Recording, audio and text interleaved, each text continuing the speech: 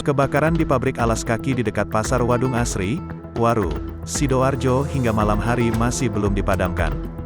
Petugas pemadam kebakaran, PMK, masih berupaya memadamkan api di lokasi. Petugas mengambil air dari sungai yang berada di sebelah utara Pasar Wadung Asri, dialirkan lewat selang. Sejumlah pedagang di Pasar Wadung Asri terlihat panik. Sebagian mulai mengusung barang dagangannya keluar dari pasar, sebagian standby di sekitar pasar. Sampai malam ini api masih membara di pabrik alas kaki yang berada di sebelah Pasar Wadung Asri, Waru, Sidoarjo. Api masih membumbung tinggi di pabrik PT Sweet Seventeen tersebut.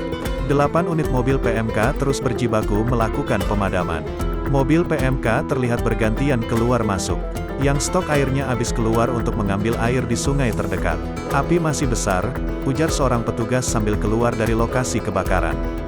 Dugaan sementara, kebakaran terjadi akibat tumpahan tiner di pabrik tersebut sekira pukul 16.30 waktu Indonesia Barat tadi. Menurut seorang pegawai, ada tiner tumpah kemudian terkena mesin dan api membara di sana.